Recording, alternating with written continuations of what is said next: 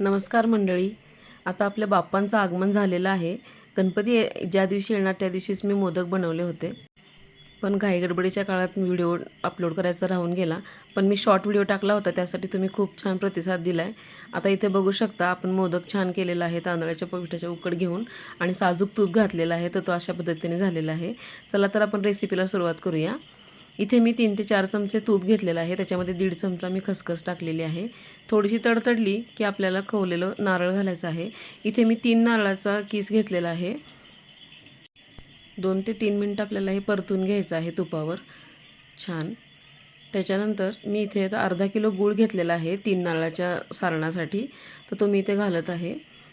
गूळ छान असा मिक्स करून घ्यायचा आहे. बघू शकता तुम्ही गूळ छान मिक्स झालेला आहे आणि त्याच्यातलं पाणी पण आटलेलं आहे छान गुळाचं. आता आपण याच्यामध्ये थोडंसं मीठ टाकणार आहे चवीपुरतं. तुम्ही जर नैवेद्याला टाकत नसाल तर तुम्ही नका टाकू. आणि थोडंसं जायफळ, वेलची आणि सुंठ घालून मी इथं पावडर करून घेतलेली आहे, ती टाकलेली आहे. 1-2 मिनटं करून शिजवून घ्यायचं आहे अजून. आता इथे बघू शकता सारण आपलं छान घट्ट झालेलं आहे आणि त्यात पाणी पण शिल्लक राहिलेलं नाही आहे. आता आपण इथे उकड करायला घेऊया. उकडसाठी मी 4 वाट्या पिठांच्या प्रमाणात 2 वाट्या पाणी आणि 2 वाट्या दूध घेतलेलं आहे. दूध थोडंसं उकळी आल्यानंतर थोडं आपण त्याच्यामध्ये तूप टाकून घ्यायचं आहे. 1-1.5 ते 2 चमचे टाकले तरी चालेल. छान दूध असं गरम करून घ्यायचं आहे. दुधाला थोडीशी उकळी आली की जेव्हा आपण पीठ घालणार त्याच्या नुकतं थोडंच आधी मीठ टाकायचं आहे अर्धा चमचा आणि थोडं थोडं पीठ घालून आपल्याला हे मिक्स करून घ्यायचं आहे. गुठळ्या होऊन द्यायच्या नाही आहेत आपल्याला याच्यामध्ये.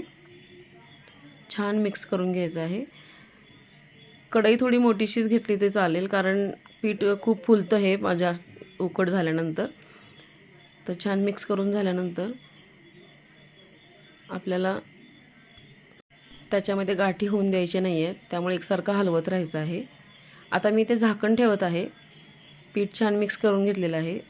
7 ते 8 मिनटासाठी झाकण लावून घ्यायचं आहे आणि त्याच्यानंतर उकड बघायची आपली छान फुललेली आहे. आता ही उकड तयार आहे. ही आपण एका परातीत काढून घेऊया.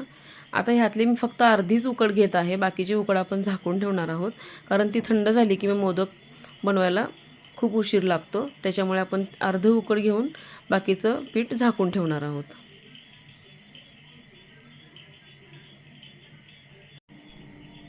पीठ झाकून ठेवते मी. आता हे पीठ आहे ना आपल्याला चांगलं मळून घ्यायचं आहे. त्यासाठी आधी गाठी फोडणे महत्त्वाचे आहे. तर आपण चमच्याच्या साहाय्याने हे गाठी फोडून घेतो आहे. पीठ खूपच गरम आहे, तर तुम्ही वाटीच्या मदतीने पण पीठ मळू शकता.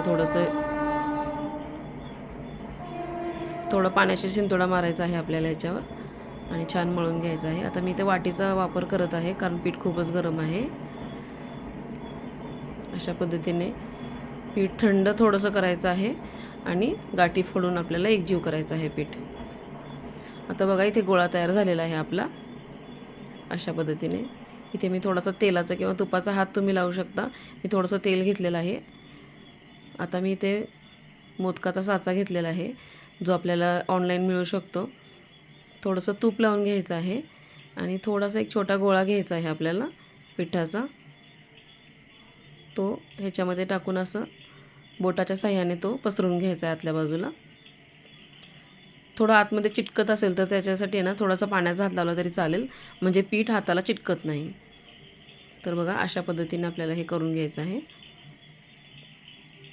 जिथे आपल्याला पीठ कमी पडते तिथे थोडंसं परत लावून घ्यायचं आहे. आता सारण घ्यायचं आहे. सारण असं घट्टच करायचं आहे. पातळ सारण या मोदकांमध्ये करता येत नाही भरून. असं फुल भरून घ्यायचं आहे दाबून. त्याच्यानंतर थोडासा तुकडा घ्यायचा आहे पिठाचा आणि तो असा या पद्धतीने चिटकवून द्यायचा आहे. अशा पद्धतीने छान प्रेस करून घ्या त्याच्यासाठी, म्हणजे कळ्या पण छान येतील मोदकाला. बघा आपला मोदक किती छान झालेला आहे, कळीदार. आता मी हे एका प्लेटमध्ये ठेवत आहे. अशा पद्धतीने मी बाकीचे मोदक पण करून घेणार आहे. ह्याच प्रोसेस तुम्ही करू शकता. हे बघा मी बरेच मोदक करून घेतलेले आहेत अशा पद्धतीने. आता ही एक बॅच झालेली आहे माझी करून. पाणी उकळायलाच ठेवलेलं आहे आता सध्या. बघा किती छान दिसत आपले मोदक. पाणी छान उकळलेलं आहे आणि ही मोदकाची चाळण आपण आता उकळायला ठेवणार आहोत. याच्यावर झाकण लावून घ्यायचं आहे. आता आपण पीठ शिजवून घेतल्यामुळं जास्त वेळ लागत नाही. 7 ते 8 मिनटंच आपल्याला हे वाफवून घ्यायचं आहे. तर बघू शकता तुम्ही आपले मोदक किती छान झालेले आहेत. अप्रतिम.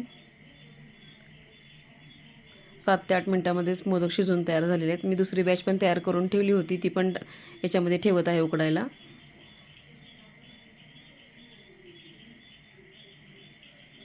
दोन चाळण भरलेले आहेत माझ्या इथे. 4 वाट्यांच्या पिठामध्ये 40 ते 42 मोदक होतात, तर त्याप्रमाणे तुम्ही घेऊ शकता. दुसरी उकड पण आपली तयार आहे. इथे थोडेसे मी मोदक तळून पण केले होते त्या दिवशी, कारण आम्हाला थोडे तळलेले मोदक पण आवडतात आणि बाप्पाच्या आवडीचे उकडीचे मोदकही केले होते. बघू शकता तुम्ही. आता आपण छान तुपाची धार सोडायची आहे गरम गरम मोदकवर आणि सर्व करायचं आहे. तर व्हिडिओ तुम्हाला आवडला असल्यास नक्की लाईक, शेअर, कमेंट करा. धन्यवाद. गणपती बाप्पा मोरया. नक्की ट्राय करा तुम्ही. बघा किती छान झालेला आहे मोदक.